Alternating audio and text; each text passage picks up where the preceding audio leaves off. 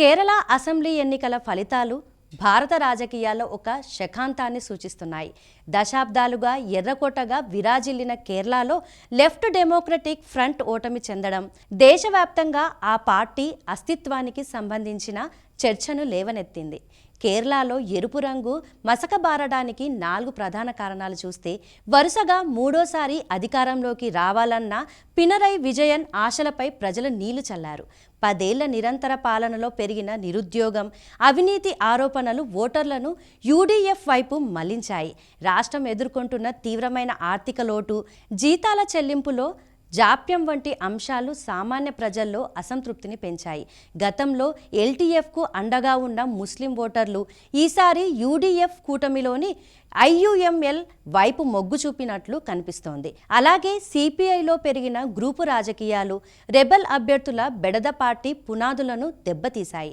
భారతదేశంలో కమ్యూనిస్టు ఉద్యమం 1925లో ప్రారంభమై 2025-26 నాటికి 100 ఏళ్లు పూర్తి చేసుకుంది. ఒకప్పుడు దేశ రాజకీయాలను శాసించిన ఈ పార్టీ ప్రస్థానం ఇప్పుడు సంక్షోభంలో పడింది. ఒకప్పుడు 34 ఏళ్ల పాటు ఏకఛత్రాధిపత్యం వహించిన పశ్చిమ బెంగాల్లో ప్రస్తుతం లెఫ్ట్ కూటమి ఒకటి ఆరా సిటీ మాత్రమే దక్కుతోంది.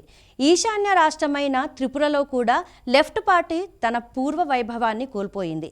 తమిళనాడులో డిఎంకే కూటమిలో భాగంగా ఉండడం వల్ల కొన్ని స్థానాల్లో ప్రాతినిధ్యం ఉన్నప్పటికీ సొంతంగా బలపడే పరిస్థితి కనిపించడం లేదు.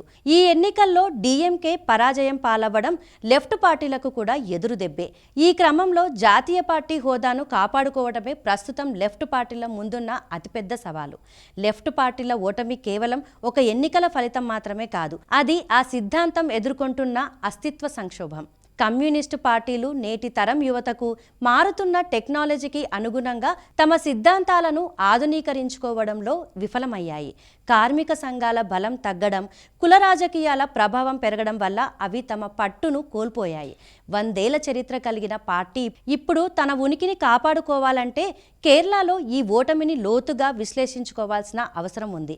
లేదంటే భారత రాజకీయ చిత్రపటంలో ఎర్ర జెండా కేవలం ఒక స్మృతిగా మిగిలిపోయే ప్రమాదం ఉందని విశ్లేషకులు హెచ్చరిస్తున్నారు.